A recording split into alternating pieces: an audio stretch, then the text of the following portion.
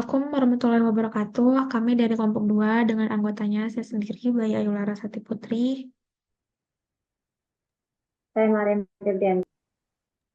Saya Indah Putri Nasuari. Saya Intan Aditya Saputra. Kami akan mempresentasikan model perancangan sistem database startup Ruang Guru.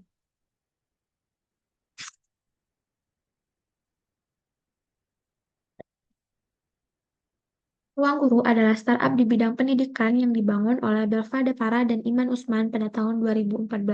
Ruang Guru merupakan perusahaan teknologi pendidikan terbesar di Asia Tenggara, terpilih menjadi salah satu top 10 startup unggulan dalam Forum Internasional G20 Innovation Week 2021 yang diselenggarakan di Sorrento, Italia pada 9 sampai 10 Oktober 2021. Model perancangan sistem database dibagi menjadi dua, satu berbasis objek, yang kedua record. Kami di sini akan membahas model perancangan berbasis objek, yaitu Entity Relationship Diagram atau ERD. Berikut merupakan gambaran dari ERD untuk platform Ruang Guru dengan 5 entitas utama. Yang pertama adalah entitas pelanggan yang memiliki beberapa atribut seperti nama, nomor telepon, tanggal lahir, email, user ID, password, alamat, serta role. Role merupakan atribut komposit di mana dapat dipecah menjadi admin, siswa, dan guru. Kemudian, ada relasi yang menyambungkan antara entitas pelanggan dengan entitas kursus, yaitu mengambil. Di entitas kursus ini juga memiliki beberapa atribut seperti deskripsi, nama kursus, durasi, harga, kursus ID, kategori, serta guru ID yang berkaitan dengan kursus. Entitas-entitas lainnya akan dilanjutkan oleh Mariam Febrianti.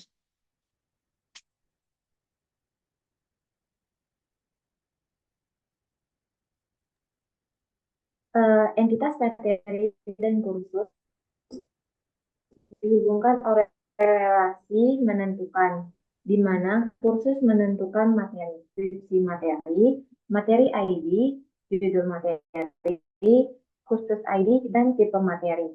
Tipe materi dipecah menjadi atribut yang lebih kecil, di mana atribut-atribut tersebut adalah video, kuis, dan teks. Kemudian ada relasi yang menghubungkan antara entitas materi dengan entitas tugas, yaitu membuat, di mana materi membuat tugas. Pada entitas tugas terdapat atribut-atribut berupa judul tugas, tugas ID, deskripsi tugas, materi ID, dan deadline. Kemudian, relasi yang menghubungkan antara entitas tugas dengan entitas terakhir yaitu nilai adalah memberi, di mana tugas memberikan nilai. Pada entitas nilai terdapat atribut-atribut berupa nilai ID, tugas ID, nilai, dan user ID. Adapun hubungan kardinalitas antar entitas.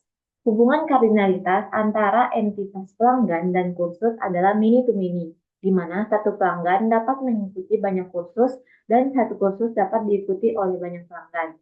Kemudian hubungan kardinalitas antara kursus dan materi adalah one to many, di mana sebuah kursus terdiri dari banyak materi dan sebuah materi hanya bisa termasuk dalam satu kursus.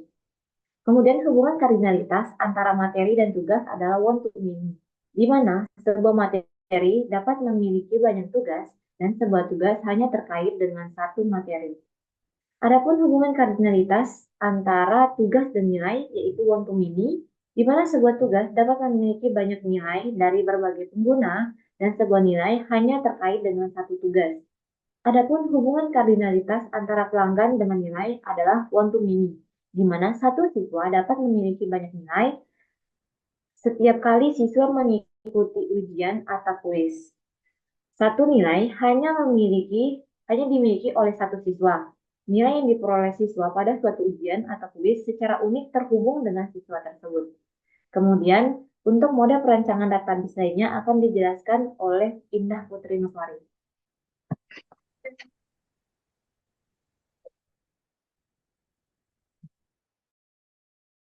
Baik, selanjutnya model perancangan reaksi. Tapi reaksi adalah gambaran struktur basis data yang dibuat dalam bentuk tabel.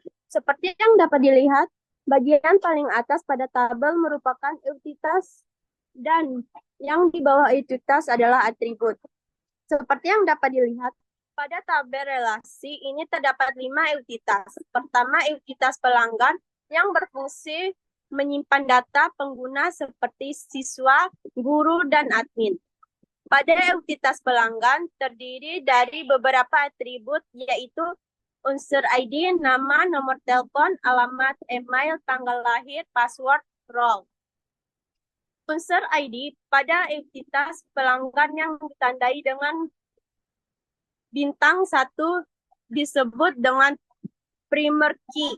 Kemudian entitas kedua yaitu kursus, di mana entitas kursus berfungsi menyimpan informasi tentang kursus yang tersedia. Entitas kursus terdiri dari beberapa atribut yaitu kursus ID, nama kursus, deskripsi, durasi, harga, kategori, guru ID.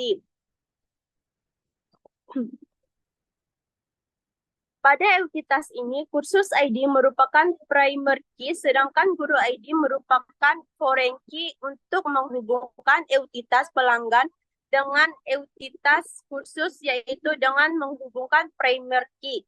Entitas pelanggan dengan foreign key, entitas kursus. Baik, saya lanjutkan ke moderator. Selanjutnya, entitas ketiga yaitu entitas materi yang berfungsi menyimpan detail materi pembelajaran dalam setiap kursus. Atribut pada entitas materi yaitu materi ID, judul materi, deskripsi materi, kursus ID, tipe materi. Tipe materi dibagi lagi menjadi video, teks, dan tulis. Materi ID pada entitas materi merupakan primary key yang ditandai dengan bintang 1 dan kursus ID merupakan foreign key yang ditandai dengan bintang 2. Untuk menciptakan hubungan entitas kursus dengan entitas materi dengan cara menghubungkan primary key entitas kursus dengan foreign key entitas materi. Selanjutnya, entitas keempat yaitu entitas tugas yang berfungsi menyimpan informasi tentang tugas yang diberikan dalam setiap materi. Pada entitas tugas terdapat beberapa atribut yaitu tugas ID, judul tugas, deskripsi tugas, deadline, dan materi ID. Tugas ID pada entitas tugas merupakan primary key dan materi ID merupakan foreign key. Untuk menciptakan hubungan entitas materi dengan entitas tugas yaitu dengan menghubungkan primary key materi dengan foreign key entitas tugas. Selanjutnya, entitas kelima yaitu entitas nilai, di mana entitas nilai menyimpan nilai yang diperoleh pengguna untuk setiap tugas. Entitas nilai terdiri dari beberapa atribut yaitu nilai ID, tugas ID, dan user ID.